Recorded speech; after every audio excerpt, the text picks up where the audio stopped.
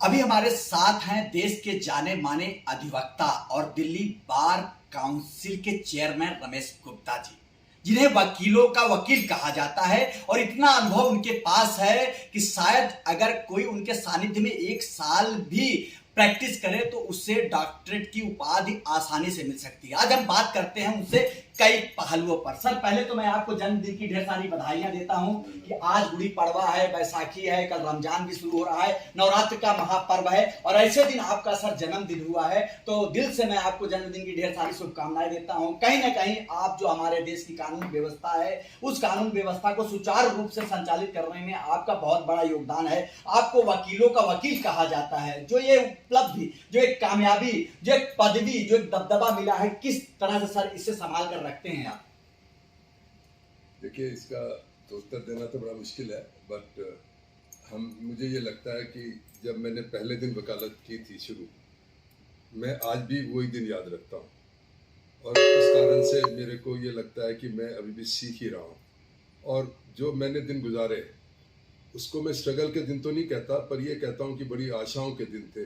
जब मेहनत करता था तो एक उम्मीद लेकर मैं आगे बढ़ता था और हर कदम पे मेरे को ऐसा लगता था कि मेरे को कामयाबी मिली है। इसी तरह मैं सभी को देखता हूँ, अपने लॉयर भाइयों को, जो नए भी लॉयर आते हैं, तो मैं उनको यही कहता हूँ कि भाई यहाँ ये लॉयर्स का एक उम्मीद लेकर वकालत करनी चाहिए। मेहनत करते हुए हर कदम को हमें एंजॉय करना चाहिए और इसलिए मैं सब लॉयर्स के साथ, चाहे वो छोटा हो बड़ा हो, मिलकर चलने की कोशिश करता हूँ और यही मैं समझता हूँ कि होना चाहिए। आज भी सर भारत सरकार की यह पहल रहती है कि कानून आसानी से आम गरीब के चौखट तक पहुंच पाए, लेकिन अभी वो हो नहीं पा रहा। कहीं ना कहीं आम गरीब की चौखट तक पहुंचाने में रमेश गुप्ता का बढ़ चढ़कर योगदान रहता है। मैंने बीच में आपका एक आर्टिकल भी देखा था, जब ऑनलाइन यहाँ पर सुनवाई चल रही थी तो खुले मंच से आपने ऐलान किया था कि ऑनलाइन प्रथा बंद होनी चाहिए। उसके बाद फिर से कोरोना ने दस्तक दी, फिर से ऑनलाइन प्रथा चालू हो चुकी है। सर, इस प्रथा से क्या सिर्फ पूंजीपतियों को फायदा होता है या आम गरीबों को भी इसका फायदा मिलता है? देखिए, अभी क्या हुआ, जस्टिस चंद्रचूड़ ने एक ऑनलाइन पोर्टल इनॉग्रेट किया, तो हमने उसका बार काउंसिल की तरफ से एक प्रोटेस्ट लेटर भेजा कि हमने कहा कि जो फिजिकल हियरिंग का सिस्टम है, जो बड़ा पुराना सिस्टम है, उसको ये ऑनलाइन सिस्टम से रिप्लेस नहीं कर सकते हैं और इसलिए हम इस बात का विरोध करते हैं। उन्होंने अपनी स्पीच में ये कहा कि ये हम जो कर रहे हैं, वर्चुअल सिस्टम कर रहे हैं, ये टेम्परेरी है, ये कोविड सिचुएशन को लड़ने के लिए एक माध्यम है और जब ये सारा ठीक हो जाएगा तो फिर वैसे के वैसा सिस्टम रिस्टोर हो जाएगा। कुछ चीज़ें हो सकता है कि वर्चुअल रहें, जैसे फाइलिंग है या रिप्लाई देना है या करना है, जो फिजिकल देते हैं उसकी बजाय वर्चुअल आ जाएगा। वो असिस्टेंस तो मिल सकती है, पर पूरे हिंदुस्तान की जब हम बात करें, हम सिर्फ सुप्रीम कोर्ट की बात नहीं कर सकते, हम हाई कोर्ट की बात नहीं कर सकते, पूरे जब हम देश की बात करते हैं तो सिस्टम तो सारा एक से ही होना चाहिए। तो जहाँ छोटे छोटे जगहों पर कोर्ट हैं, वहाँ पर आज कनेक्टिविटी नहीं अच्छी, अभी भी साकेत कोर्ट में कोई कनेक्टिविटी नहीं है और हाई कोर्ट में कनेक्टिविटी का बड़ा सवाल है। हर आदमी अच्छा इक्विपमेंट लॉयर नहीं ले सकता, 50,000 का लैपटॉप नहीं ले सकता, अच्छा फ़ोन नहीं ले सकता। तो ये कैसे हम ये मान सकते हैं कि हिंदुस्तान में जहाँ इतनी गरीबी है, जहाँ एक लॉयर को हर आदमी अफोर्ड नहीं कर सकता या गरीब आदमी गरीब को अफोर्ड करता है, तो ये वर्चुअल सिस्टम अल्टीमेटली हिंदुस्तान में कामयाब नहीं हो सकता। कभी बिजली चली जाती है, कभी जज का सिस्टम ठीक नहीं होता, कभी प्रोसिक्यूटर का नहीं होता।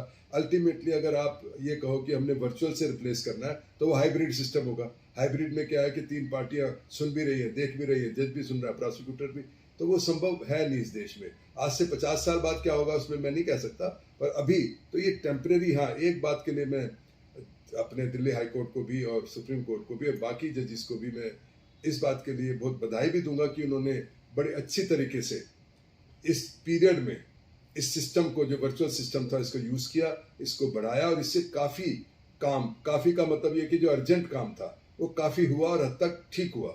अगर ये सिस्टम नहीं होता तो मैं समझता हूँ कि जो बैकलॉग होता वो तो कभी पूरा ही नहीं होता। तो वो सिस्टम कामयाब रहा टू एन एक्सटेंट, पर आज के दिन एविडेंस कोई नहीं हो रही, 1 साल से, और आगे पता नहीं क्या होगा, एविडेंस कोई नहीं हो रही। अगर एविडेंस नहीं होगी तो केस कैसे बढ़ेंगे आगे? सिर्फ कोई इंटरिम बेल का काम हो गया या कोई स्टे का काम हो गया, बट बाय एंड लार्ज तो केस कुछ नहीं हुए। और मैं ये भी आपको कहता हूँ कि जब ये सब कुछ ठीक हो जाएगा तो जो बैकलॉग इतना ज़्यादा बढ़ जाएगा कि 1 साल में तो वो बैकलॉग भी संभल नहीं पाएगा। तो उसके लिए बहुत ज़रूरी है कि तुरंत सुप्रीम कोर्ट, सारे हाई कोर्ट और गवर्नमेंट इस बात को देखें कि हमें बहुत से ज़्यादा जजेस अपॉइंट करने पड़ेंगे। अभी भी बहुत वैकेंट, दिल्ली हाई कोर्ट में 60 जजेस की टोटल स्ट्रेंथ है और अभी आज 29 जजेस काम कर रहे हैं। तो क्या हमारे पास कमी थोड़ी है? अच्छे लॉयर्स की कमी नहीं है जिनको जज बना सकते हो। आपने दिल्ली में 18 डिस्ट्रिक्ट जज बना रखे हैं, उनमें से जो आपने खुद ही जब अच्छे थे तभी तो उनको बनाया, उनको सीनियरिटी से आप बना सकते हो।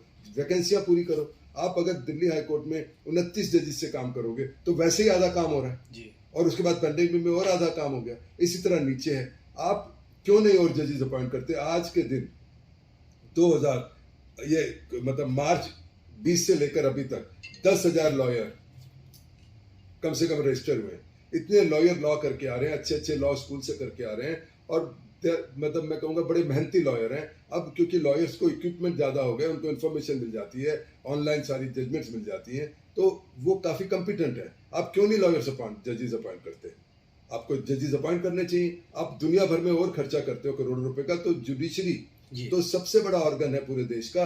इस पे आज सारे हिंदुस्तान के या पूरे देश में लोग उस पर विश्वास करते हैं। आज सबसे ज्यादा विश्वास अगर कोई एक गरीब आदमी को है वो जुडिशियल सिस्टम पर ही है। अगर उसको आप नहीं बड़ा करोगे या हर गरीब, आज 138 के केस लगते हैं, एक साल में तो पहला डेट लगती है, तो कैसे वो एक मेरे को केस याद आता है, फैजी साहब के पास एक लेडी ने, बड़ी पुरानी बात है, 138 का फाइल दे गई, उसने किसी से 2 लाख रुपए लेने थे, तो वो फाइल करके आए तो कहती वकील साहब क्या डेट लगी, तो उन्होंने बताया 1 साल बाद की डेट।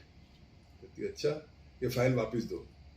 कहती पंजाबी बोला मैंने लग रहा सी जल्दी हो जाएगा, मैं तो इतनी देर में मैं कुट काट के आप ही पैसे ले लेना। मतलब मैं अपने हाथ में कानून लेके मैं लड़ूंगी, मैंने इतना वेट थोड़ी करना है। तो अभी मैं ये समझता हूँ सरकार को भी ये सोचना चाहिए कि वो वैकेंसियां ना रखे और सारी वैकेंसियां फिल करें। हमारे पास जब कमी नहीं है, लॉयर्स की कमी नहीं है, लॉ ग्रेजुएट्स की कमी नहीं है, आप अपॉइंट करें। बहुत सी जगह तो आप एक दिन आज इलेक्शन कमीशन रिटायर हुआ तो दूसरे को आज ही लगा दिया ना आपने। इलेक्शन कमीशन इसी तरह कमिश्नर ऑफ पुलिस है, जो बड़ी पोस्ट में रिटायर होता है सेम डे लगा देते हो। तो सुप्रीम कोर्ट हाई कोर्ट में क्यों नहीं जजेस लगाते आप? पिछले 3 साल में या 2 साल में अभी पता लगा जो चीफ जस्टिस रिटायर होने, एक भी जज को सुप्रीम कोर्ट के लिए रिकमेंड नहीं किया। अगर आप आधी स्ट्रेंथ में काम करोगे तो फिर नेचुरली बैकलॉग होगा, गरीब आदमी तक तो पहुंचेगा ही नहीं।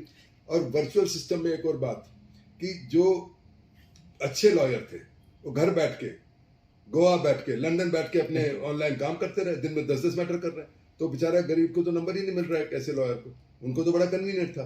इसलिए सीजीआई को भी हमने कहा, दिल्ली हाई कोर्ट की भी कहा कि वर्चुअल सिस्टम में ये कुछ ही लॉयर्स को बेनिफिट हो रहा है, इंक्लूडिंग मुझे बेनिफिट हो रहा है, बट वो तो अल्टीमेटली सिस्टम नहीं। आपने आवाज उठाया लोगों के लिए। मैंने ये भी तक कहा कि अगर कुछ लॉयर जो जिनकी उम्र हो गई वो कहते हैं कि भाई हम एजिड हैं, हम नहीं आ सकते फिजिकली, तो रिटायर हो जाओ। किसने क्या रखा है कि आप वकालत करो? रिटायर हो जाओ। और जो नहीं आ सकते मत करो काम। आज जरूरी तुमने 10 केस करने या 5 केस करने।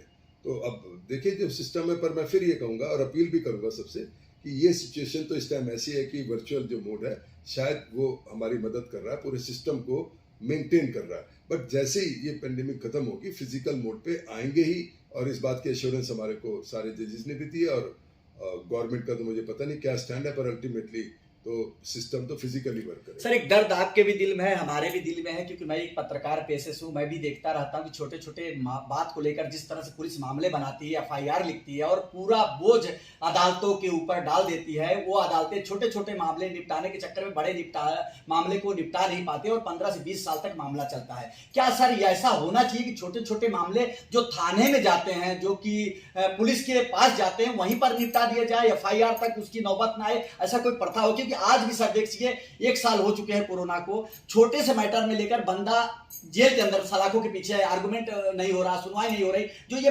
प्रथा है सर, क्या इस पे बंद होना चाहिए? क्योंकि कभी कभी 20-20 साल बाद जजमेंट आता है, जज साहब बोलते हैं कि आप निर्दोष हो, लेकिन उसकी जवानी जेल के अंदर ही चली जाती है। जो इतना डिले हो रहा है, जो इतना विलंब हो रहा है सुनवाई में, उसका किस तरह से निपटारा होगा सर? क्या पुलिस को मानते हैं दोषी की छोटे छोटे मैटर को निपटाने के बजाय उलझा देते हैं?